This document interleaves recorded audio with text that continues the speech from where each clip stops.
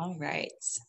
Well, good morning, everyone. I'm excited this morning to go over our topic because I hope it's going to make your guys' life a lot easier, even though I was kind of pulling my hair out last week trying to put it all together for you guys. So Bahisan was talking and he was saying, you know, you guys, I know we're going to do a lot of training. We did a little bit before. We touched on creating web kits and doing Authentisign to kind of familiarize yourself. Well, this is kind of a jump off of this now. The office has created templates and shared with you. I don't know if you guys have gone into your web forms recently to see that there's all these kits and templates already in there now, but I'm going to show you how to access them, and you guys should be able to do offers in no time now. It's going to save you so much time. You hopefully can create offer in 10 minutes once you get used to it, right? So also good tip, a good trick if you need to run out the door last minute and do an offer. Somebody calls you and says, I really, really like this, and I think they're having a bidding war tonight, and you want to bring that offer paperwork with you. You don't have to go, oh my God, how am I going to get an hour's worth of creating an offer done in, 5-10 minutes before I have to run out the door, right? So I'm just going to share my screen here, and we'll go through the basics of logging in here. So yeah, I'm logged in. Okay, good.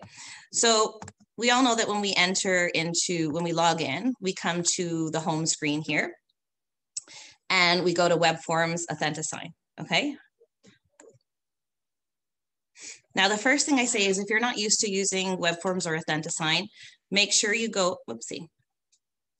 It brings you right to your dashboard. Okay. Make sure you go into the settings and just make sure that all your preferences are correct, because Authentisign uses email addresses to authenticate who's signing.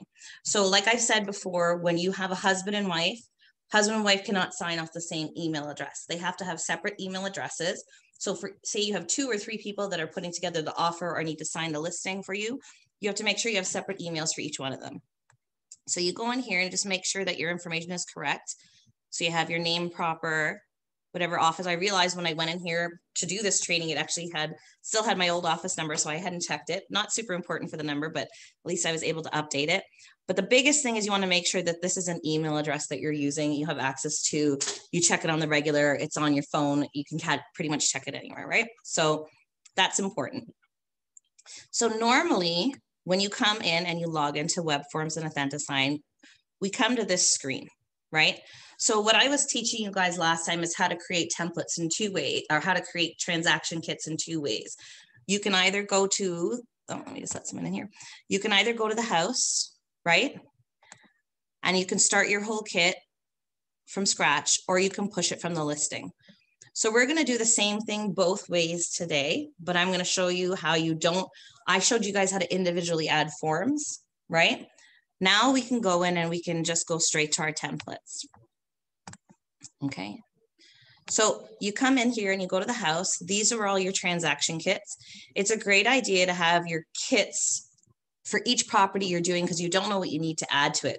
Aside from what I've already put in for the kit, for the templates, you might need to add a Schedule B, or you might need to add a waiver or a receipt of funds.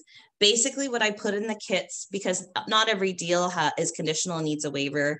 So I didn't throw the waivers in, and I didn't throw those things in. So you might have to be able to do them in addition to. So I'll also show you how to add those, but we'll just start from the beginning. So instead of creating from scratch like we were before, I'm going to go here and I'm going to click add. Okay. And we're just going to name this 123 Main Street. Look at that. Already comes up. This is my favorite fake address. Okay. So once you're in here, instead of going create next, and throwing in your forms individually, you guys are going to go to your templates here. So the office has created 9 templates. If you guys are doing something specific, like a sale of a business or something, you're going to have to create from scratch, because I just tried to think of what are the most common ones that we're going in and doing every day, right? So basically I put in commercial lease offers. I see a lot of those come through the office. Condo for lease listing, if you're listing it, condo for sale, condo lease offer, condo purchase offer, freehold for lease listing, freehold for sale listing, freehold lease offer, and freehold purchase offer, right? So these are the basic ones that you see happen all day long, especially from these last 8 here, right? Commercial lease I just threw in because I thought it would be helpful. So we'll just go to a basic freehold for sale listing. So you're going for a listing appointment right now. You're going to go list this detached home. Move this bar out of my way. And you just come in here and you click on this template that I've created here. And you go create. Now remember, this all autofills when we push it from the listing. I'm just going to skip next, next, next and not fill out all the information of the street name and everything, because I just want to show you how when you get to the actual part of the kit, all your forms are going to be there. Okay, and then click done. You can always revise the kit once you can revise anything in the kit. Yeah, absolutely. But the thing is that the reason I do the next thing, and I don't know if you guys can think of another reason to convince me otherwise. When you go to fill out the forms, like if you put the buyer information in there or the seller information in there, it auto fills it on the additional forms in your kit. So I never pre-fill it because I figure what's the point if once I fill one form, it's going to fill those other spots too. I don't. So how do you know whose information? That's where my struggling is. I really want to go on the first where you said press next. For sure. Because so our house has never been listed. Then you should be doing your due diligence. So we'll go back over that again. You have to go in to Geo and check your title and see who's on title. No, whose information is going? Is it the buyers or the sellers? Well, right now we're doing a listing. So we're pretending we're going for a freehold listing. So I don't know who my buyer is going to be at this point. So I'm just putting in seller information for this one, right? So the whole point of me going into this quickly here, just to show you that this first template is now when you go in, everything you need for this kit is here. Okay, so you have your MLS data information. I'll just click on them.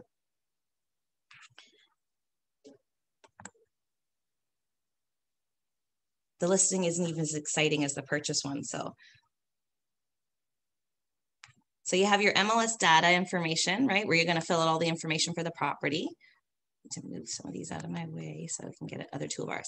Okay, so you have this, so you can put all the information in for the property, and just for the fun of it, we'll put some information in here and just see if it'll translate. It should translate off of the MLS data sheet. So we'll put Christine, whoops.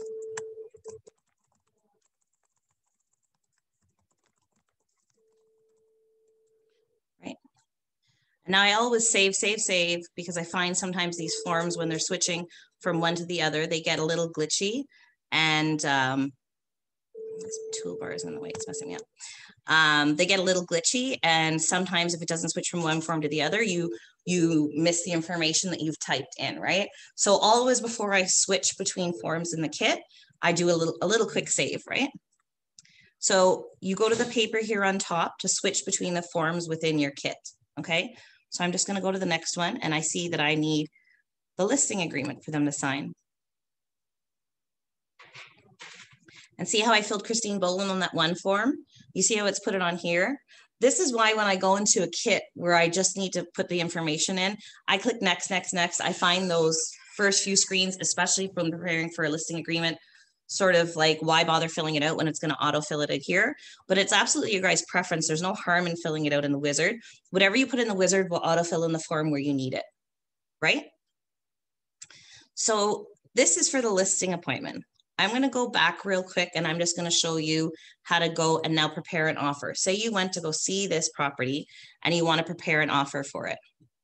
I'm going to go back to my house. Okay. I'm going to click add. And we're going to put an offer for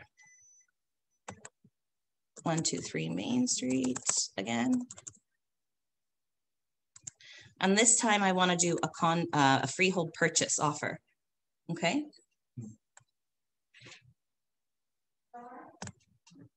And I'm going to go create.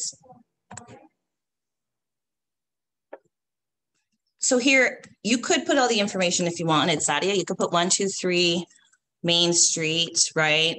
And it's sort of autofilling. I don't know why it's autofilling our postal code and stuff like that. But then you click next, and you can say, okay, they want me to post the listing tomorrow, and the expiry is going to be in July or whatever, September. Just click too many times there. And then, you know, you don't need an irrevocability or an acceptance date for your listing, right? So next is easy way. I wouldn't say it's necessarily easier because it is going to autofill for you. I just never see the point, right, of doing it. So, and especially if you're making an offer, I'm going to show you how to push it from the listing. It's going to fill that all in for you from the offer perspective. So for going for a listing appointment, I never fill it out. But it's not like a right or a wrong. It's just however you prefer to work. Okay. Just wait for it to catch up with me here. Please wait. All right, so here for our offer, we have our 801 to put our offer in, our FinTrack to take their identification, our confirmation of cooperation, our agreement of purchase and sale, 1 second here, and our buyer representation agreement, right? And our working with a realtor. So all the forms we need in there. You don't have to think about it. Am I missing a form? What do I need in my kit? It's all there, okay? But the best part is now when you go in, you're gonna go to your agreement of purchase and sale. Okay, and you see it's auto-filled. Anything I filled in the wizard there, 123 Main Street, Toronto, M1P, whatever it was there. Whoops. And if you scroll down to the bottom to your schedule, all your basic clauses are there. So you guys don't even have to think about your clauses anymore. That doesn't mean I want you guys to do things mindlessly. I threw in there standard basic things that you need. If you need anything in addition because something is as is in the property or something's being excluded or included or there's some kind of special thing, please take the time and add it and read it. But this is just your straightforward freehold purchase. Okay, great, no problem. And then maybe I'm going to cross these off if the offer is firm, right? Because I have like the mortgage condition here.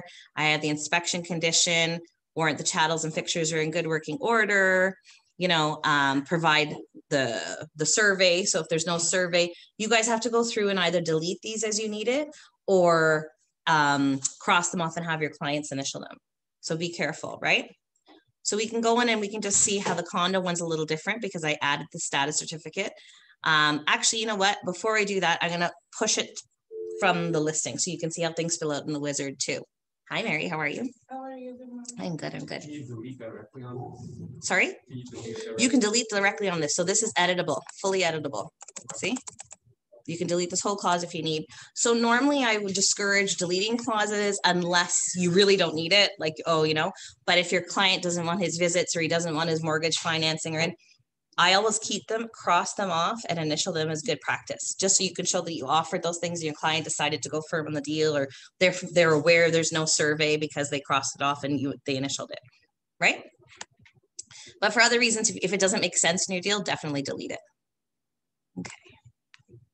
So I'm just going to close this window for a second. Okay. I'm going to go out because sometimes I know the share doesn't work for these guys online unless I re-share my screen. All right. And I'll come back in here. So now I'm going to log in and I'm going to go directly from a listing and create an offer from a template. Okay. So we'll just go see what's for sale in the neighborhood here. Okay. So we'll look around the office, right? We'll see what's available here in EO4.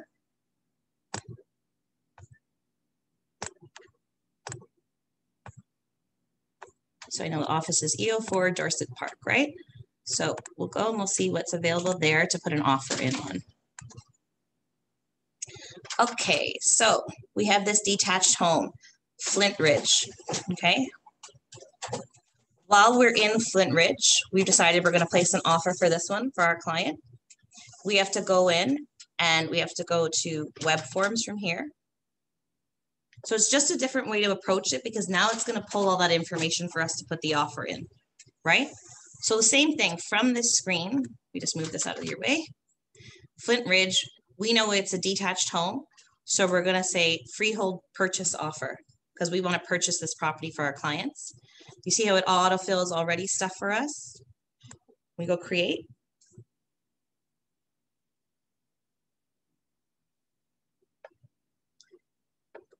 And now in this screen, there's nothing that we need to fill out because it's already here. 55, Flint Ridge, Toronto, Ontario, because we pushed it off that listing, right? Property width 4508, property depth 129. Still go and check, because be mindful that this is what the listing agent has inputted, or admin in their office has inputted. So if there are any mistakes, you're still liable for it. So I still check property width, property depth, title, like maybe they only put one person on title and there's actually two. Make sure you check all that information, and I'll show you guys again real quick before we finish up today how to check that again, just in case you don't know. But it autofills everything that's in the MLS listing into your forms here, into your wizard, right? Contract date, expiry date. It tells you, you know, who the listing agent is, who the seller is, what the brokerage is. So anywhere we have to do that in our forms, it'll autofill that for us, right? So super easy here. Instead of going back and forth between the MLS listing, going, what's the brokerage information, what's the listing agent information, and typing it into your forms, it's all here when you push it from the MLS listing, right? And then on top of that, you're going to pull the templates. Now you don't even have to think about what forms you need. And on top of that, you don't even have to think about what clauses you necessarily need. Like I say, the simpler we make it though, the bigger room there is for a little bit mistakes. So because you're saving all this time, don't think, great, I'm done in 5 minutes.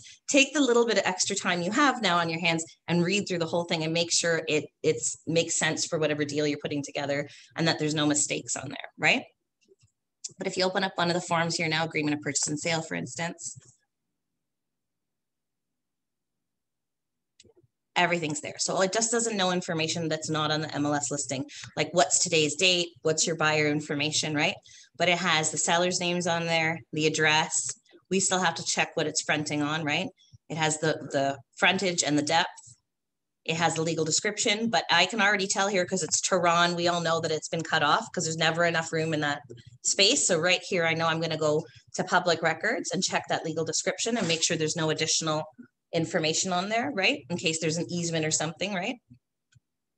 But then you got to fill in obviously the purchase price and deposit, whatever your client is doing, and all your information here. But it still goes and fills out all the clauses and everything for you, right? So you scroll down again and see how it has the brokerage information. Usually you have to go back and forth and figure that all out. Oh, what's their telephone number? Go back and copy and paste, right?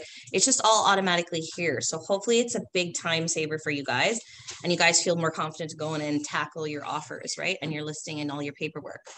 But see here again, you have all of the clauses you need, the basic ones, right? I think altogether 35 pages, the big transaction. Oh, that's a good question. I never added it up. Yeah, last time I counted it is 35. I said it after 35. Yeah, the MLS data is like 4, right? This is 7. I don't know. Really, is it as high as 35? 1 of 7, 1 of 3, 1 of 1 like this. So altogether, I said it like 35. Oh, okay. Yeah. Yeah, it's definitely not a small amount of paperwork that we have to do. So let me just go back here, close this, stop the share. Does anybody have any questions up to this point? Anybody online totally lost? You guys sort of followed exactly what I did. I'm going to go back and I'm going to do it again, but I think we'll go poke into those places real quick just to make sure we know how to check title and check our width and everything when we're doing an offer.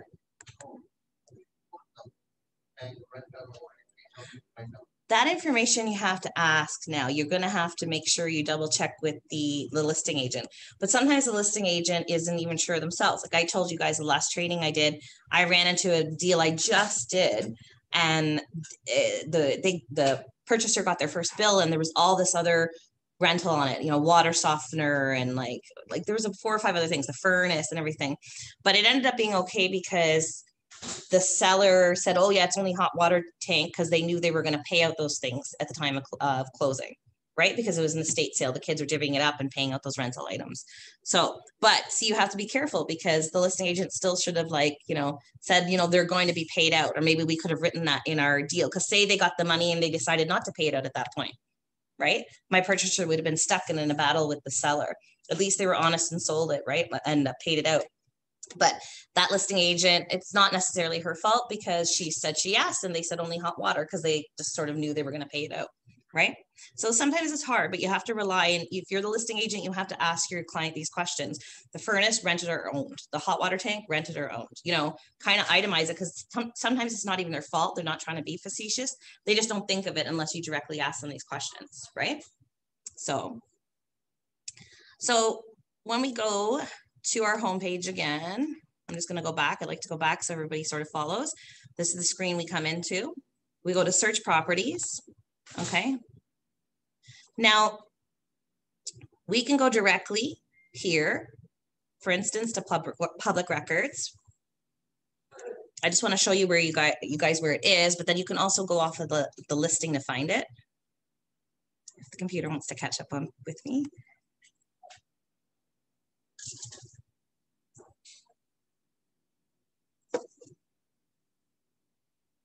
I'm super excited to have these templates though in place for you guys. I hope that you guys are going to find them really useful. I literally spent like an entire day making sure they were in there, and all the right forms were in there, and throwing clauses into all the documents, because I figure I'll do this once and it's a time saver for the rest of the office, right? So hopefully you guys will feel the same. Everything is there. So I'll go back and I'll show you, because I know you right at the beginning there. I'll show you all the kits that are in there. I put 9 basic kits in there. So if you're doing something really specific, like a sale of a business or like a gas station, we're going to have to create that sort of from scratch. But I did the ones that we do on a regular basis, right? Yeah, I'm recording it. Yeah, no worries. So as you see, if we go in here, of course, I went to the Toronto Real Estate Board, but we were just looking at 55 Flint Ridge, right? So 55 Flint. Let's just check it out. So we just want to go in and make sure that that agent has entered the information correctly. So 45.08, great. I find a lot of listing agents just go, oh, it's 45, and just put 45 in there, and they're forgetting the 0.08. But I know it sounds silly and it's just a little bit, but it's a legal document we're drawing up. The 0.08 matters, especially for lot line disputes and stuff like that, right?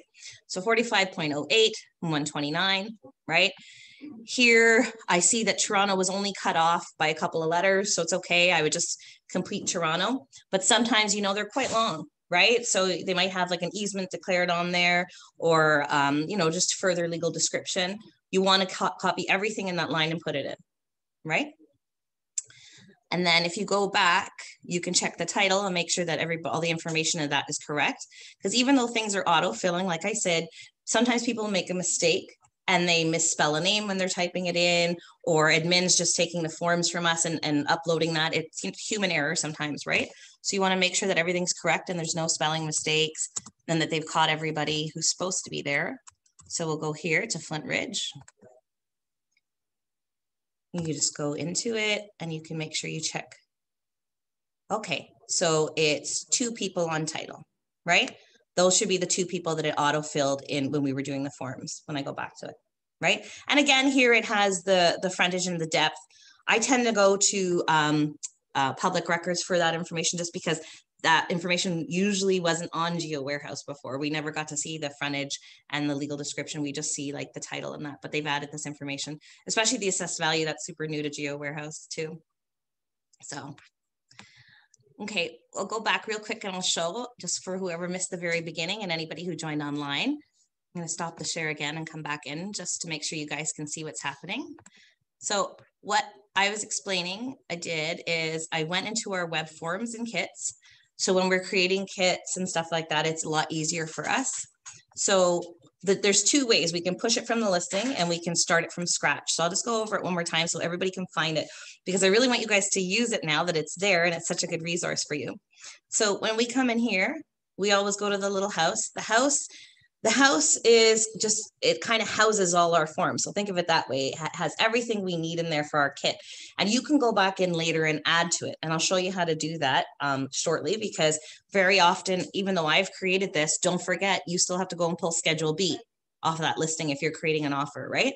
Or maybe there's a Schedule C from their office that's, you know, for COVID clauses, or maybe there's, you know, there's a floor plan, a drawing, a survey they've attached, something that you want to put with the offer.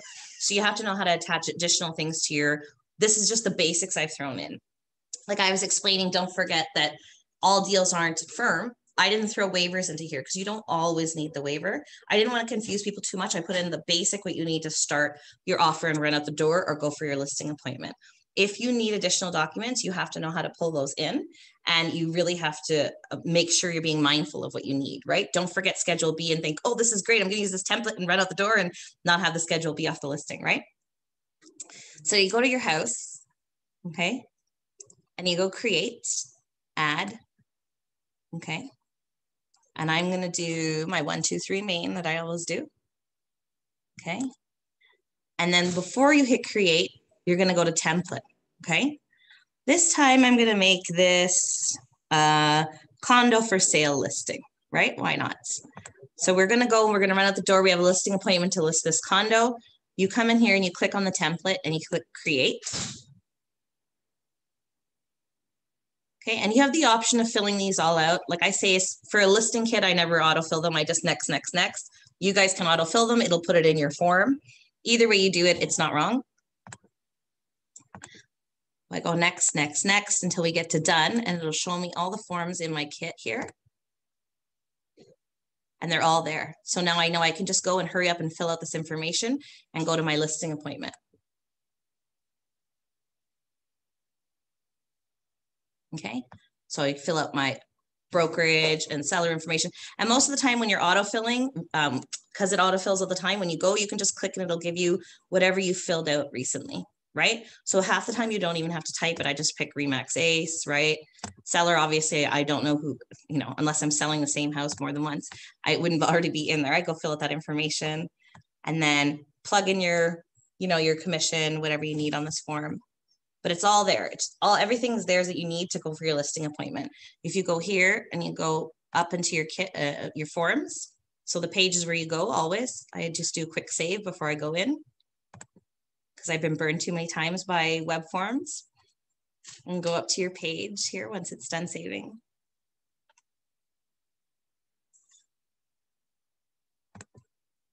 Okay, all of the things you need to go on your listing appointment are there. So your FinTrack, you're working with a realtor, your listing agreement, and your MLS data for condo, right?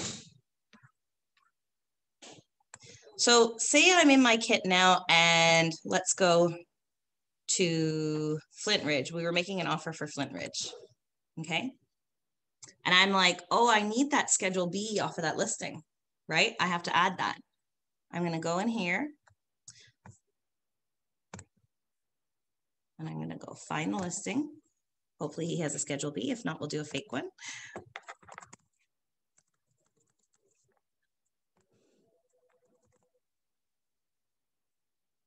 There's 2 for sale on Flint Ridge. Okay, we were going into 55. So we always check the top of the listing to make sure that we have whatever the agent is asking us to attach to the listing, okay? So let's go see what they have. The schedule's here. They do have a Schedule B, so I'm gonna download that. I'm just gonna put it on my desktop somewhere quickly here.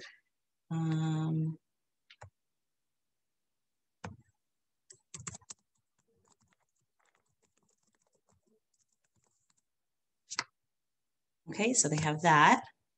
I'm gonna go to other property information, offer summary document. So they're telling me I need to put one, but if I go and I save this, I can't edit it in my kit.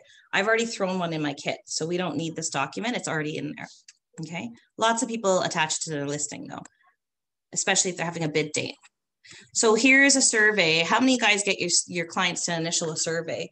If you wanted to get them to initial a survey, you could throw this in and get them to initial it when they're doing the offer. So let's just throw it in for the fun of it.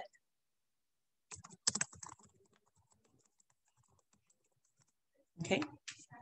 So these are additional documents that we didn't create. It takes a little extra step to get them in our kit, but I'll also show you how to put in additional forms from that we need, like waivers and stuff. But right now we're gonna go, one sec, go backwards in our kit here. Else doesn't want to work. Documents, I'm gonna upload.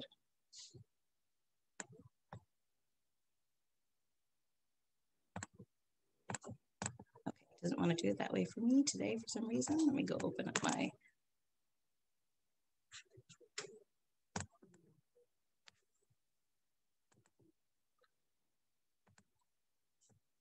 Okay, so we just take the 2 documents that we need here. And normally I never really add them here because I don't need them in my kit until I get to Authentisign. So, but you can just throw them in there and now they're part of your kit. Okay, so you can have them in your kit here. I can also show you guys where to add them in Authentisign. I think we'll have enough time to do a quick Authentisign. So say you've put this offer in now and it was conditional and you need to add a waiver or you need to add a receipt of funds because they've given the deposit, right? You go into your forms and you just go to the plus sign here. So it's going to add to what I created in the template, but now you need special forms because you did a different kind of deal, right? So you can go in here and you can say, I need my waiver now, and click it. And I need my receipt of funds because this deal has gone through, because we all know we put lots of offers in and they don't always go through. So I didn't put the receipt of funds in there either. But once you get one that goes through, you have to go and add your receipt of funds record. And add. And now it's a part of your kit there, see? And anything you auto-filled will fill on these forms as well, like the address and see how the address was in those other kits. I just added this form, but it auto-fills it regardless if those fields have been filled on other forms, just to stop you from doing the same thing over and over again, right? Okay, so let's say we're ready to sign this one. We'll just take it one step further real quick. I do a little Authentisign revision or repeat from our last training, right? So anything we want to do with kits, with forms in our kit, we go to the paper here. Okay, and we need to go and sign these. So I know I need my working with a realtor signed, my buyer rep signed, my agreement of purchase and sale, my confirmation of co-op.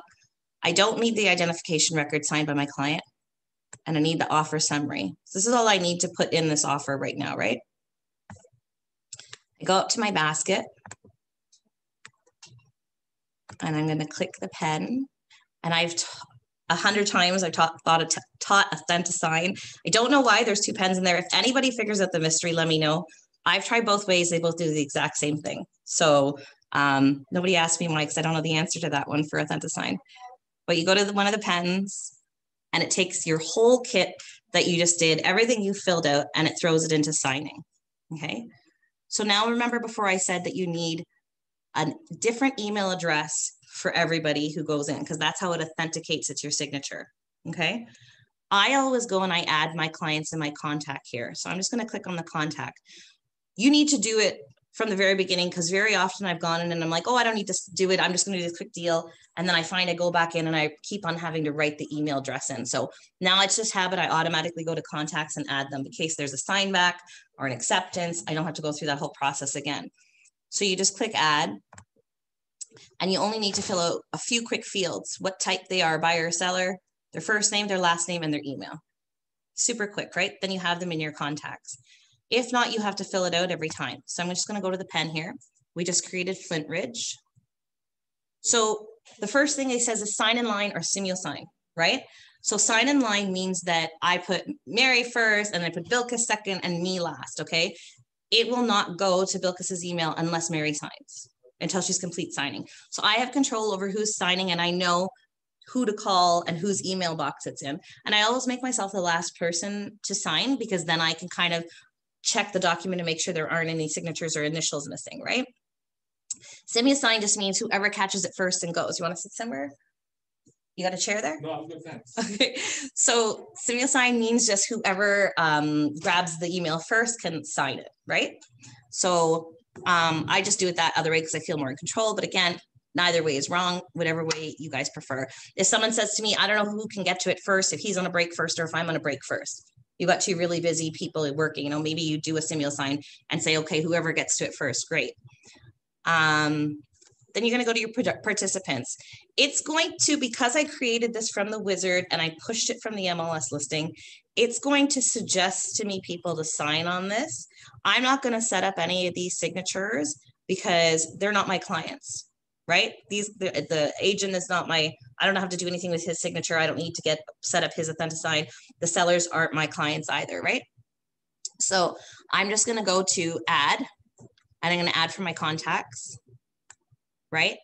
And you're just going to pick whoever you need to there. Look at you, I got Arvin in there. Must have had to have you sign something, right? So we'll put Arvin in there and we'll put Bilkis in there, right? And I'm telling you, just as habit, I put everybody in here that needs to be in here. And I click add. Here we go. Okay, when you get to this screen, you can this is like, it's just become crazy easy to do this. But I caution you, the more easy it gets, the more you have to do your due diligence to check your documents, okay? And so hopefully I'll be able to show you guys why here if it does it for this one. So I'm gonna make Arvin buyer 1 and make Bilkis buyer 2, okay? And I'm gonna go save. And then I'm gonna add myself at the end of the document. Okay, and I'm gonna make myself co-op. Oops, wrong one. Co-op salesperson. Okay, and save. So now I'm gonna go into my documents. I have all the documents there that I needed to be signed for my clients. And you can also add from here. So if I needed that Schedule B that I saved before, for instance, or if I wanted them to sign, put an initial on the survey I saved there, I can go in here and add it at this point too. So I can go 55 Flint Ridge, Schedule B and survey, great. I'm gonna add it in here for signing, right? Anything the agent sends you that they say, oh, get them to put an initial on the survey, right? So see, those 2 documents have been added. And then I go to design.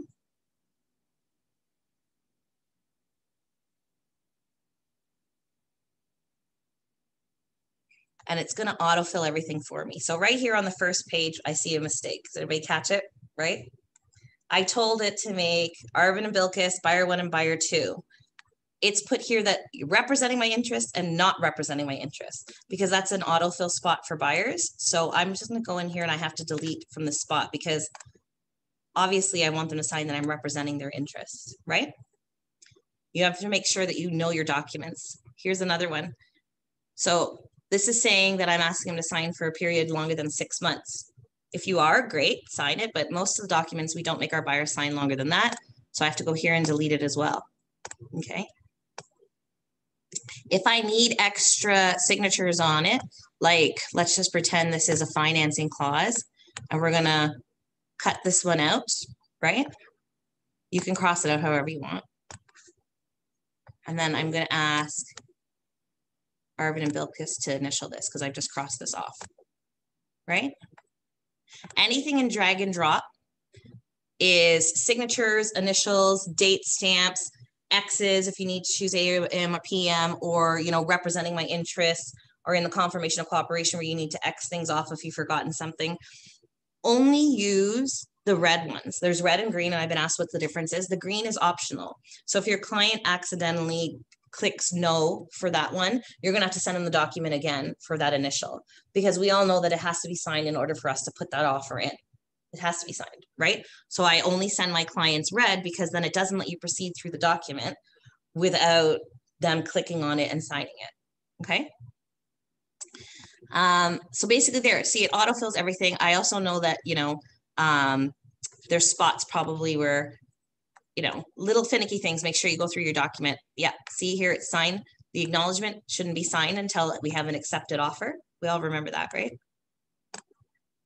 Okay, so I'm gonna delete it, make sure I go through it, make sure I add what clauses they need, make sure I cross off, but everything is there for you guys. Basically, at the end of the day, that was my goal.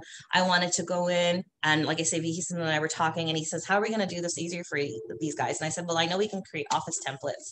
So we went in and we did it all. We thought of the templates that'd be most basic that you guys need on a daily basis. So I'll just go back in here again and show you which ones are there. If you guys are doing one on the regular, like say you're constantly purchasing gas stations or franchises, you guys have a good client base, I can come into your kit and create that template for you guys. So it's always there. So if you find you come in here and you go, oh, I always come in and do this and they never have the kit I need, just let me know. It's possible. I just went in, I did the first like 8, 9, I think it was 9 that came to mind that I thought would be helpful for you guys. So in here, I did commercial lease offers, condo for lease listing, condo for sale listing, and condo lease offer, and condo purchase offer. So that's dealing with everything for condos that we need, whether we're listing for lease or for purchase, or whether we're putting an offer in for lease or for purchase, right? And then again, same with freehold for lease, freehold for sale, freehold lease offers, and freehold purchase offers. And they have all conditions. All the clauses are in there. Yeah, all the clauses are in there. Be especially careful if you're using the commercial one. I just sort of threw in what I did on my last deal. Commercial leases are really specific. So definitely navigate it. Like if you know, who's doing work and net free periods and stuff like that, if you guys need any help with that kind of stuff. But the rest are fairly basic. Just make sure you're putting in clauses that you need for your clients, or make sure there's not something in there that you don't need, right? Like I say, though, most of these basic ones, if you're getting them to not do them, like not have the condition or not, they realize there's no survey, I wouldn't just delete that clause. I would cross off the survey clause and have them initial it. So, you know, God forbid anything happens with your deal, you can say, no, I declared to my client there wasn't a survey. They initialed it. They're aware it's on the offer. We crossed it off and they initialed it. Whereas if you don't have it on their period, how do you prove that, right? You always have to have a good paper trail when you're working with your client. Even if you think you're in a good rapport with them and you talk, when things happen, we all know clients turn, right? So just protect yourselves when you're writing up your offers and doing stuff like that. But they're all there for you guys, hopefully for you to use really well. I'm just going to go back online and check everybody here as well. How's everybody doing online? Anybody have any questions for me, or you want me to repeat something or walk through something one more time if you didn't catch it? Everybody good online? You guys are always so quiet. How about here? Are you guys good? Do you know exactly what you're doing, how to get into it? Right? I know for some of you guys that haven't created offers yet, it's a little like, oh, what? But the more you do it, right? Like go in, I encourage you guys, pick a listing today and try and create a template, right? There's no harm in it. We can go delete it right after. But if you guys are here and you get stuck, at least I can show you, oh, no, this is what you do, right? And this is how you go in and get it. You know, practice adding forms. Really and truly, like I say, from beginning to end, we can be 100% paperless and do it all from sitting at our desk, at our laptop, right? You shouldn't have to go anywhere or do anything. You can go back and forth with your clients. You can add documents. You can completely complete an offer and email it to the office and the lawyers and be done, and never have printed it, never left your laptop, right? They've just made it so easy now. Like we used to have to run back and forth paper physically with pen and paper to our clients. So like, I think these tools are so fantastic. And I just hope that you guys find it easier just to go in and click, you know, and thank Mr. Fahisen, if he's around, for the good idea, collaborating to help make your guys' lives easier. He was just saying, you know, he was like, oh my God, we had people in here creating offers and we were helping, and front desk was working, trying to create. And I was like, oh, let's do these templates then. So hopefully you guys will find it easier. Yeah, pretty much you answered everything. So there is no more questions. Oh, very good. Very good. I'm happy. Like I say, even if you guys think, okay, I got it, and you go to do it, like I say, when you physically go to sit, I'm one of these people that sit and listen, and then I go to do it and I go, oh, I forgot and I'm stuck now. If you get stuck, just call me or text me, and then I can help you guys walk you through it. Once you get over the overwhelming, oh my God, I got to create my own offer, I got to do my own listing, I got to do my own paperwork, you know, or once you get used to it, it'll be a no-brainer. You'll always want to do it. I'm like a bit of control freak. I like to do my paperwork anyways, because at the end of the day, you have to remember, even if you hand your offer to type at admin, when you get it back in hand, you should be checking it, because it's not admin that's liable for what's in that offer. It's you. So if they've forgotten a clause, or if they've mistyped or made a typo, it's on you. You can't go yelling at admin if you're getting into trouble for something you put in an offer. So it's not necessarily easier now, right? You just go and create your template and add what you need, read it over, send it to your client for e-signature, right? All right, everyone. Okay, awesome. Thank you very much. No problem. Thank you. Thank you. Everybody good online there? Yeah. Very good. Very good. Nice to see so many faces this morning. We have some exciting topics coming up. I was trying to get one of the mortgage guys in this week, but he's coming next week and to talk to us about the new stress test. I know we're getting bombarded with questions from our clients. So he's going to talk about taking the stress out of the stress test for us, which is good. But that's next week. So it'll still be me this Thursday evening, but hopefully it'll be a good topic. I'm excited for him to come in and talk about it. So don't miss it next week. Thanks, Christine. No problem. No problem. Everybody have a really good week. Let me know if you need anything. Let's end it there.